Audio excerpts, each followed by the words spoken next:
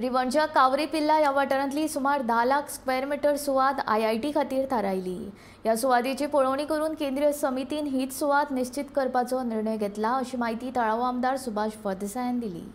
देखून सरकार फुडल्या एका म्हयन्या भितर ही सुवात ताब्यात घेवन आयआयटीच्या कामाक सुरवात करतली, अशें सुभाष फळदेसाय हांणी सांगले।